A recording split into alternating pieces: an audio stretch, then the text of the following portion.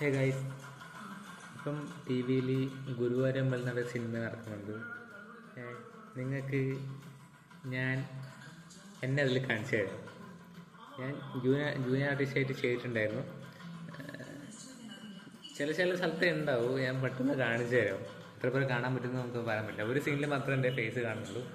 ഞാൻ കാണിച്ചു തരാം. ഓക്കെ, ഞാനിതിൽ ഒരു കല്യാണ ചെക്കനായിട്ടാണ് ഉള്ളത്. അത് ബാക്ക്ഗ്രൗണ്ടിൽ കുറച്ച് ഉണ്ടാവും, പിന്നെ ഒരു സീനിൽ മാത്രമേ എൻ്റെ ഫേസ് കാണുന്നുള്ളൂ. അത് ഞാൻ കാണിച്ചു തരാം. ഞാൻ ആദ്യം പോയ ടൈമിൽ ഫസ്റ്റ് ദിവസം അജു വർഗീസിൻ്റെ അജുവേട്ടൻ്റെ സീനായിരുന്നു ഉണ്ടായിരുന്നത്. അപ്പോൾ എല്ലാവരും കാണാൻ പറ്റിയിട്ടുണ്ട്. സംസാരിക്കാനും ഫോട്ടോ എടുക്കാനും പറ്റിയിട്ടില്ല.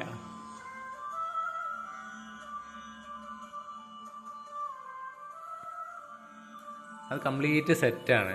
പക്ഷെ കണ്ടാൽ ഞാൻ എവിടെയോ ഉണ്ടായിരുന്നു. അയ്യോ, കംപ്ലീറ്റ് സെറ്റാണ്. നല്ല അടിപൊളി സെറ്റ്, പെർഫെക്ഷൻ, അടിപൊളിയാണ്.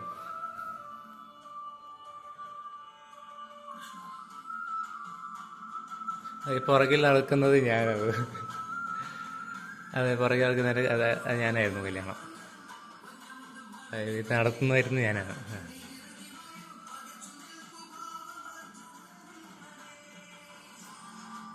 ഇപ്പോൾ രാജുവേട്ടൻ വരുന്ന സമയത്ത് സൈഡിൽ നിന്നൊരു സീനുണ്ട്.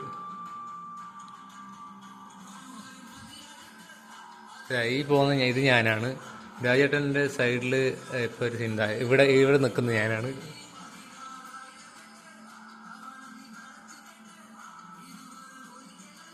അങ്ങനെ കുറച്ച് സീനിലൊക്കെ ഉണ്ട്. ഈ ബാക്കിൽ നിൽക്കുന്ന പുറൻ്റെതാണ്. അതായത്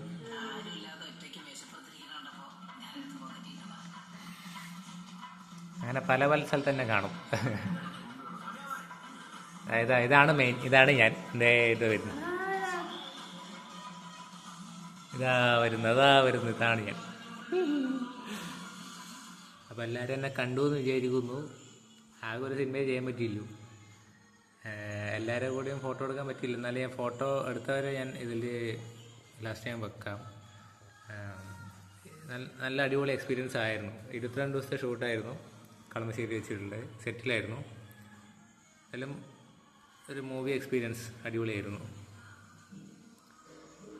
ഓക്കെ, ട്രൈ ചെയ്യുന്നുണ്ട്. നോക്കാം ഇനി എപ്പോഴെങ്കിലും ഏതെങ്കിലും സിനിമയിൽ കയറാൻ പറ്റുമോ. ഓക്കെ.